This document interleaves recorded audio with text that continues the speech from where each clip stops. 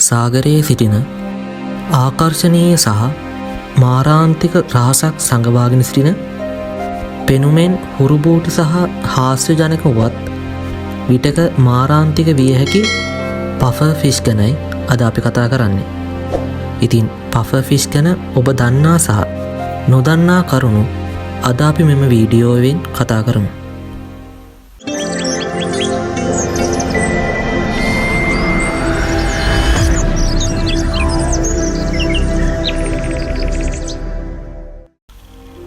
පෆර් fish එසේත් නැතිනම් blow fish ලෙස හඳුන්වන මෙම සත්වය ලොව පුරා උණුසුම් නිවර්තන ජලයේ බහුලව දක්නට ලැබෙන අතර මත්ස්‍යයන් විශේෂ 120කට වඩා ඇති පවුලකට අයත් වන මෙම සත්වයා කොරල් පර සහ මෝය ඒ වගේම සමහර මිරිදිය ගංගාවලද දැකිය හැකි.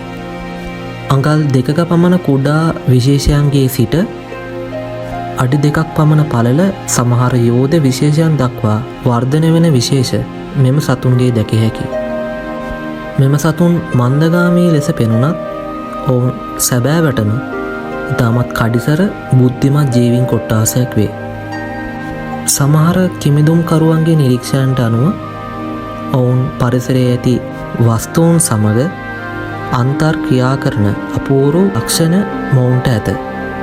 මොවුන්ගේ විශේෂතම ලක්ෂණය වන්නේ විලෝපකයන් දුටු විට බිය වී පලා නොයා ඔවුන් තත්පර කිහිපයකින් වතුර හෝ වාතය ගිල්ල දමා බැලුම් බෝලයක් ලෙස පිම්බීමයි.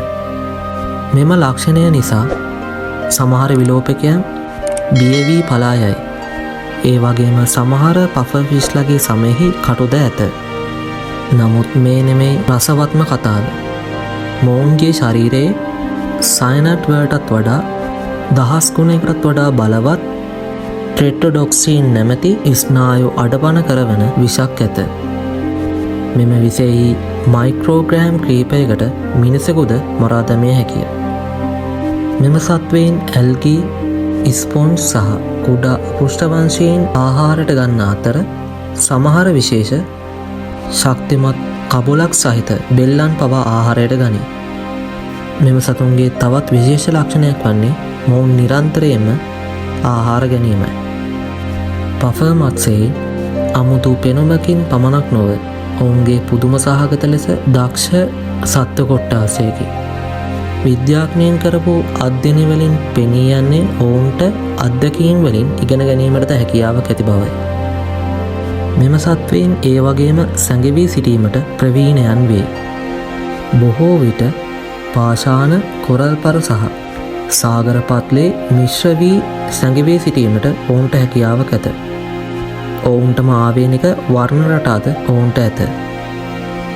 ඒ වගේම තවත් සුපිරි ලක්ෂණයක් වන්නේ ඔවුන්ගේ ඇස් ස්වාධීනව චලනය වන අතර ඔවුන්ට පුළුල් දෘෂ්ටි ශේෂ්ත්‍රයක් ඇත.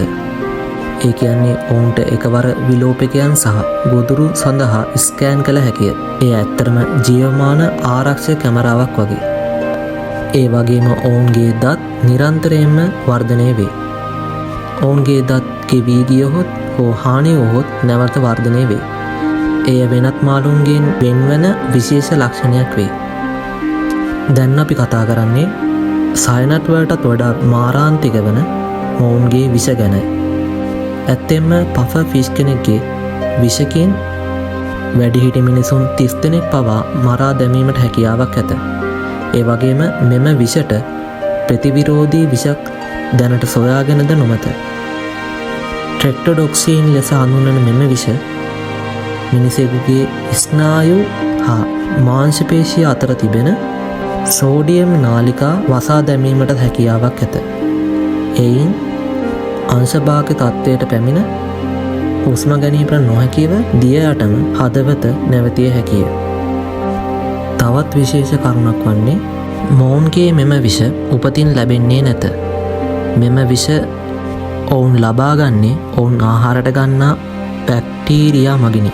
එම විෂ මොවුන්ගේ අක්මාව, සම සහ අනෙකුත් පටගවලද එකතු වේ. ඊටත් වඩා අමුතු දේ වන්නේ විද්‍යාඥයන් පවා මවිතයට පත් කරන අමුතු කරුණක් වන්නේ මෙම විෂ ඔවුන්ගේ ස්නායු සෛලවලට බන්ධනය වීමට වළක්වන ප්‍රෝටීන් ඔවුන් පරිණාමය වෙන විටම පරිණාමණය වී ඇත. මිනිසුන් වන අපිට කොපමණ විෂවුවත් අපි ඕනෑම ආහාරයක් ගනි. ඒට හොඳම උදාහරණ තමයි ජපානයේ මෙම මාළුවා ප්‍රණීත ආහාරයක් වේ. නමුත් මෙම සත්වයා සකස් කිරීමට ඒ වගේම පිළිගැන්වීමට විශේෂ බලපත්‍රයක් ඇති විශේෂ පුහුණුවක් ලත් සූපවේදීන් පිරිසක් ඇත. මන්දයත් එක් වැරදි කැපීමකින් මාරාන්තික ටෙට්‍රොඩොක්සින් මාත්‍රාවක් තමන් කන පිගානට මුදා හැරිය හැකිවීම. කොපමණ අන්තරාදායක වුණත් මිනිසුන් තවමත් එය අනුභව කරයි.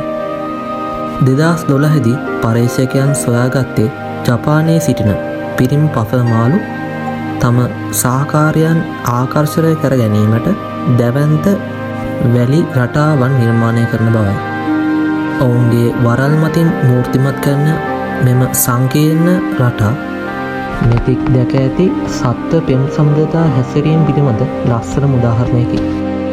අද වන විට වාසස්ථාන අහිමිවීම සහ කොරල් පරිවිනාශ කිරීම, දේශගුණික විප්‍රයාස, අධික ලෙස මාළු වැල්ලීම් සහ තවත් ගැටලු හේතුවෙන් වඳ වී යාමට අවදානමට ලක් වූ ජීවී කොට්ටාසයක් බවට මෙම සත්වයා පත් වී ඇත. ඉතින් දක්ෂ ආකර්ශනීය පුදුම සහගත මෙම සත්වයා රැක ගැනීමට මිනිසුන් වන අපගේ යුතුකමයි. ඉතින් පෆර් ෆිෂ් ගැන ඔබගේ අදහස් පහලින් කමෙන්ට් කරන්න. වීඩියෝ හොඳයි නම් ලයික් කරන්න. මෙවැනි අපූර්ව සත්වයන් ගැන දැන ගැනීමට අපගේ channel එක subscribe කොට bell icon එක click කරොත් මම දාන වීඩියෝ බලන මුල්ම පිටස අතරට ඔබට එක් විය හැකියි.